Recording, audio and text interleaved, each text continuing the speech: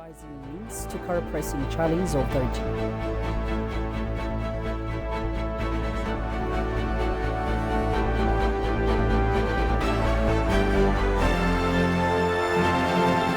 US and Saudi mediator says Sudan's warring factions agree to week-long ceasefire.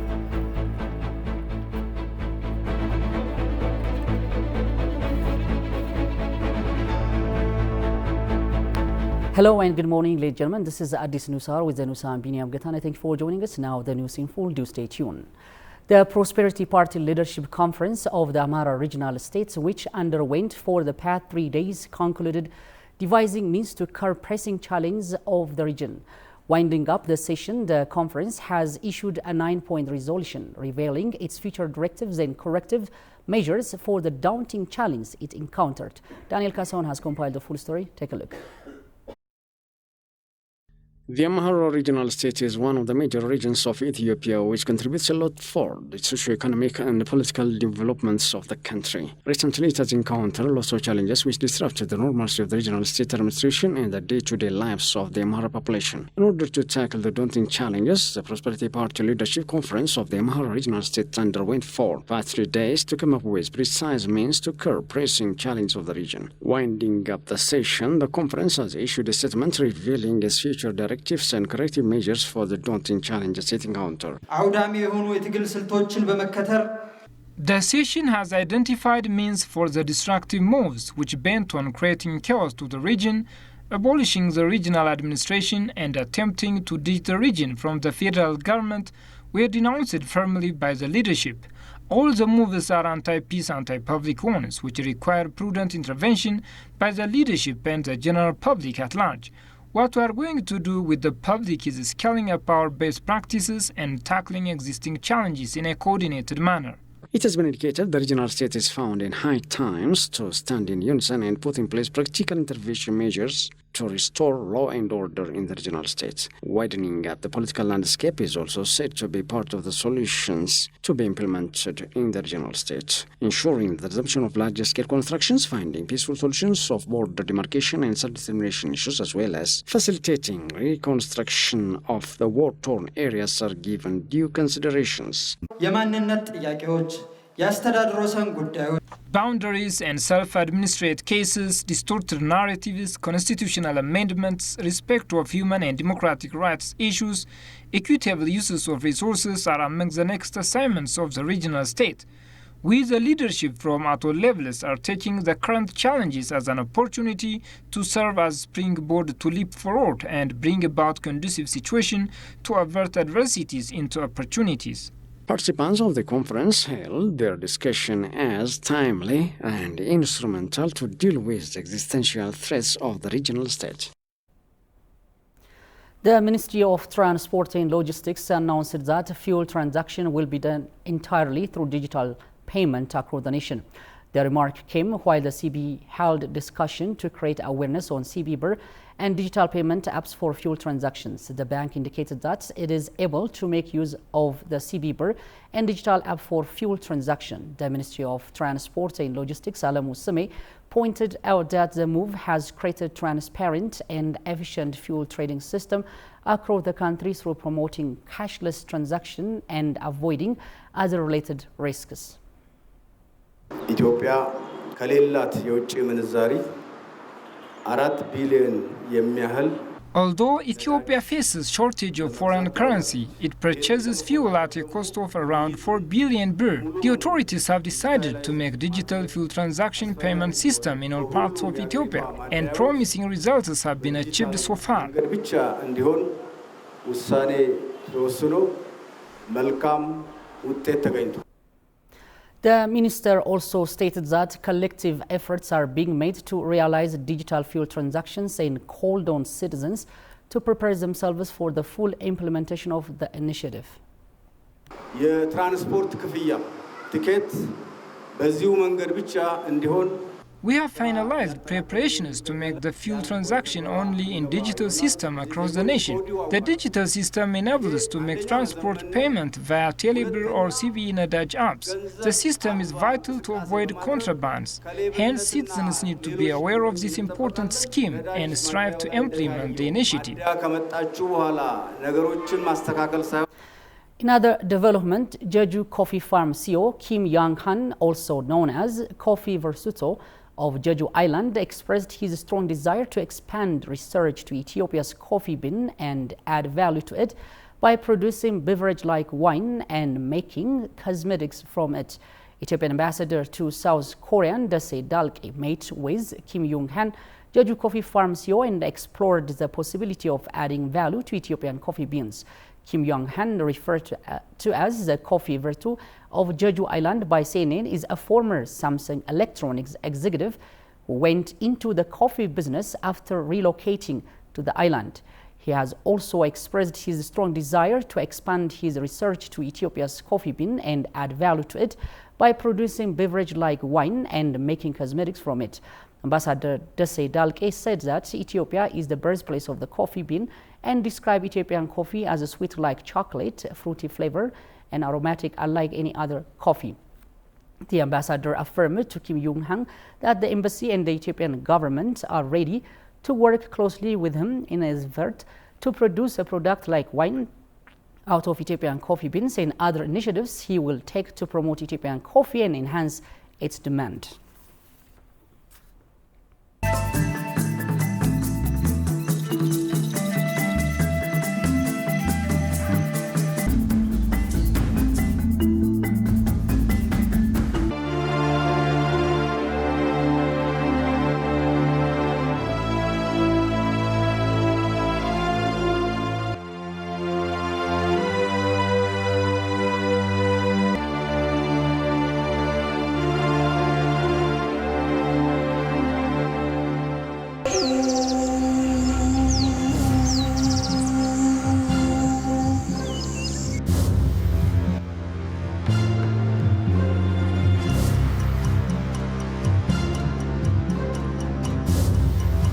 ጎሽ ቁጥር እንደ ትላንትናው አይቻለቅ ይሄው ምን ነው ያሳያለው የማገገም የዱር እንስሳቱ መጀመሪያ ከነበሩበት ከተበታተኑበት ቦታ ስብስባቸው ምን ያህል እንደሆነ የሚያሳይ ነው። ሁለተኛ ደግሞ ቦታዎቹ አጠቃላይ ተሽከርካሪ ሲተራመስ የነበረበት ቦታዎቹ በሙሉ ያገገሙበት መልሶ ያገገመበት ሳር ያኔ እንደዚህ አረንጓዴ የማናየው ሳር ሙሉ በሙሉ አረንጓዴ የሆነበት ቃጠሎም ጀምረናል። ቃጠሎም እናካሄደባቸው ሜዳማ ፓርቶችን ደግሞ ስናይ በጣም ግሪን ሆኖ ስናይ በቃ ከፍተኛ ተስፋ እንዳለን ነው የሚያሳየው።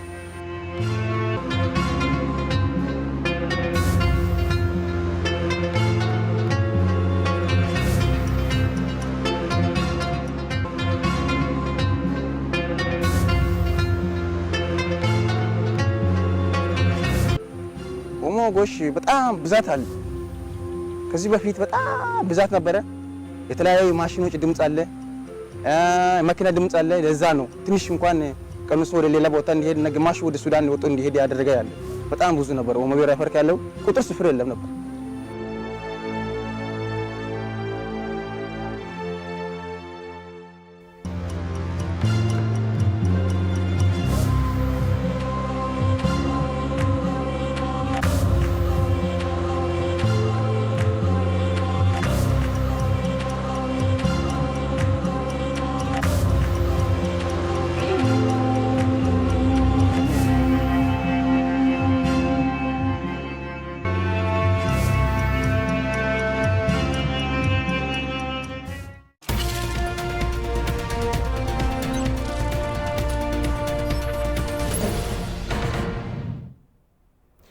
In our business segment, the Ministry of Tourism has announced that 3.6 billion birr was earned from the tourism sector in the last 9 months.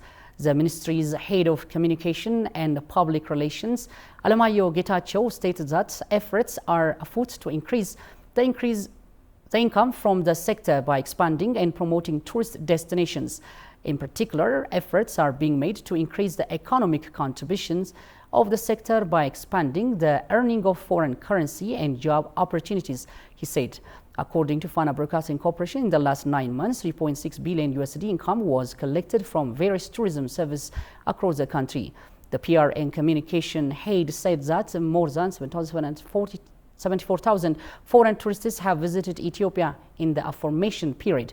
Alamayo said that new tourism destinations such as Gabata Lahagar projects, Gorgora, Wanchi, Halal Kale, Koisha, Jimabaji Far Palace and Senkel Kokers village are being put into full operation.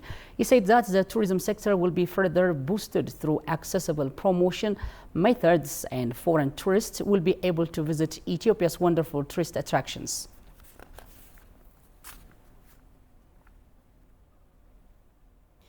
Moving on, the Chinese footwear Hoja Group has planned to expand its investment in Ethiopia and envision making the country a major manufacturing hub in the Eastern Africa. This is according to founder and chairman of Hoja Group, Ruhan Zhuang, in an exclusive interview with Ethiopian news agency. Juan Rong Zhuang said that Ethiopia is a promising investment destination in the future, as Prime Minister Abiy Ahmed has paid much attention to the industrial development. The founder reiterated how Jan started its investment in Ethiopia in 2011 and created jobs for 12,000 people, playing its share in introducing industrial civilization in the country. Tigist Nessa has compiled the following file. Founder and chairman of Huanjian Group, Huaron Zhan, stressed that Ethiopia has very good human resources, which the country has about millions of young population who are looking for jobs, and Ethiopia will achieve very good development of manufacturing industry, he noted. Zhang further hoped that government can be more open and more supportive of investment, adding that Ethiopia will resume the AGOA so that export to the ES resumes as well, he said. Huanjian has made a total investment of $150 million in Ethiopia before the pandemic hits, generating revenue of $200 million, the chairman said. The investment group is constructing Huanjian International Light Industry City in the vicinity of Addis Ababa, he said, adding that the project is expected to produce footwear and apparel in large numbers in the coming 5 years, with a job creation ranging from 30,000 to 15,000 in foreign exchange earnings of $1.5 billion. Zhang noted that after the pandemic, his company resumed operation in March 2023 with the support of the government, and so far it is producing shoes, including sports shoes for local consumption. Currently, the company received production orders from military and federal police, and the company also has 2,000 employees in its workshop, he said.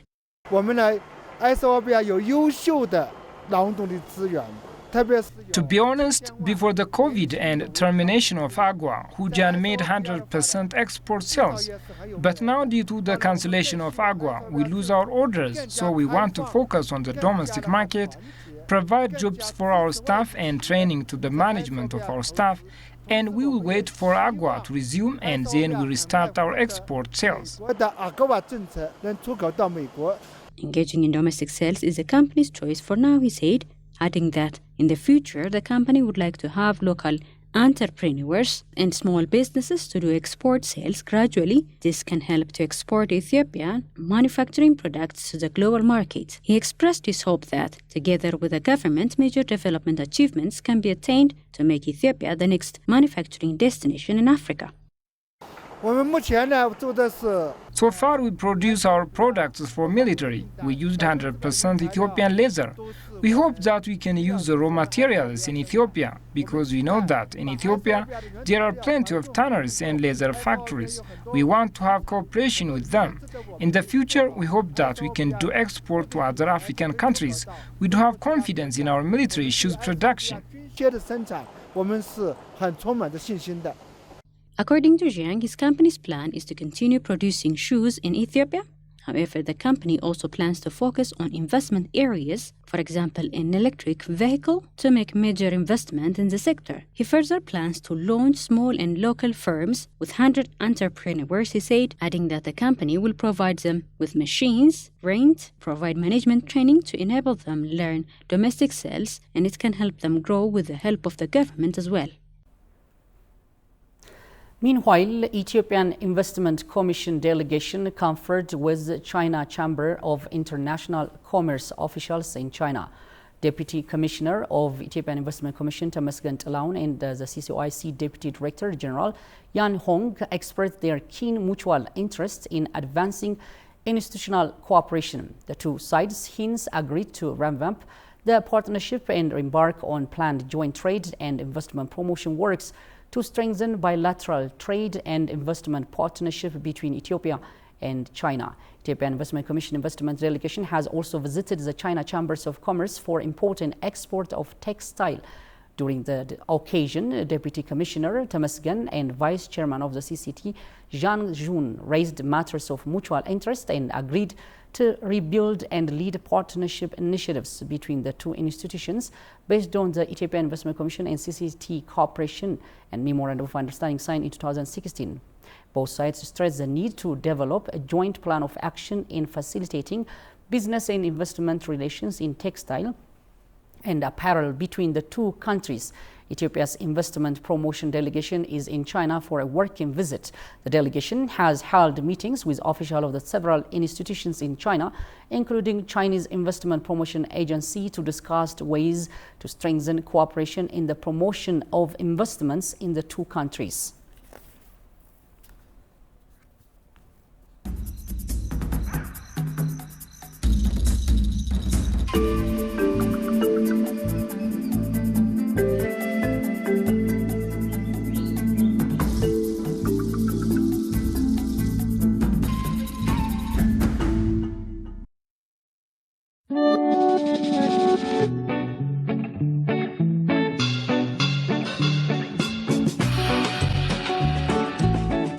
Welcome to Inspire for Travel. My name is Wemba Imani and I'm here in the beautiful city of Dodoma. I'm super excited to be here. Dodoma is the capital city, the national capital of Tanzania.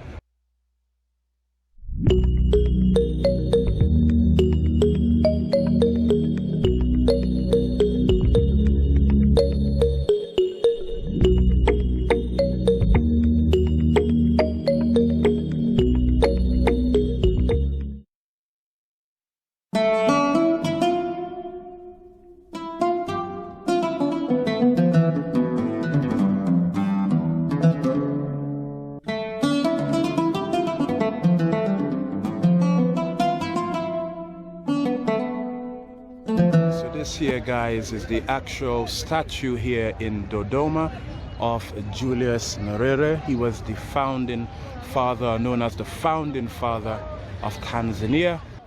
Located in the center of the country of Tanzania, the city is around 453 kilometers west of the former capital of Dar es Salaam and around 441 kilometers south of Arusha, the headquarters of the East African Community.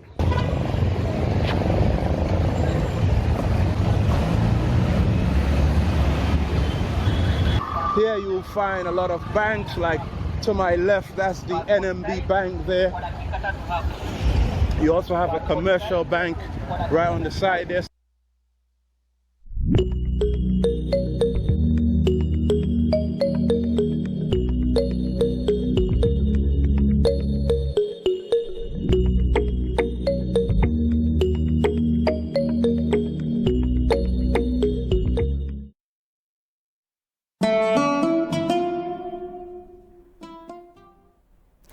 Welcome back. You're still watching at this news hour. As the news continues, Washington and Riyadh announced that warring factions in Sudan have agreed to a 7-day ceasefire following talks in the Saudi Arabian city of Jeddah. The conflict in Sudan has put the lives of millions of children at risk. According to UNICEF, thousands have escaped, but many are still trapped in the escalating violence. Shagaw Hismato has compiled the following file.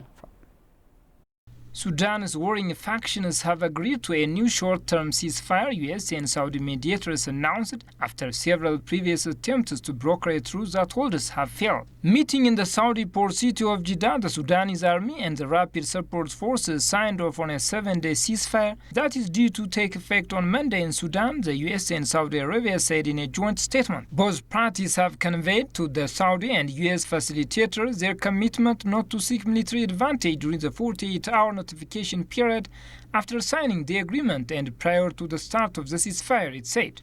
Numerous previous ceasefire agreements were violated. However, this agreement will be enforced by a US, Saudi and international supported monitoring mechanism, the statement said, without providing details. The agreement also calls for distributing humanitarian assistance, restoring essential services, and withdrawing forces from hospitals and essential public facilities. Meanwhile, survivors from the Sudan's conflict, Sana Mohammed, made her shelter in Wadi Hala on the border of Egypt with her 2 daughters. She is now safe from the violence at home, which she says memories of the gunfire and airstrikes continue to haunt her girls. My daughters saw everything. The gunfire was falling on us at home. They saw horrible scenes. My younger daughter still screams at night and cries out to me, "Why are these people coming to kill us?" Mohammed describes how her daughter would run in fear when she heard fighter jets overheading Khartoum.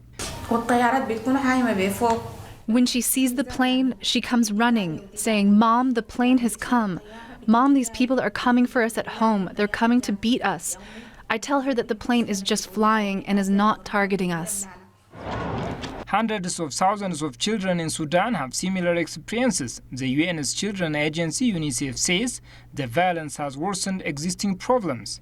With this crisis, with this conflict, we have seen a nationwide closure of schools and educational institutions. Already we were talking about 7 million kids out of school, 12 million somehow in schools, but very disruptive learning over the last couple of years, particularly in the last year and a half, due to teacher strikes and school closures across the country. Children are often the most at risk when conflicts happen, and Sudan is no exception. Now, millions of families have no choice but to wait and see what happens next. And finally, leaders of the world's richest economies met in Japan's Hiroshima for the G7 summit have agreed a new initiative to counter what they call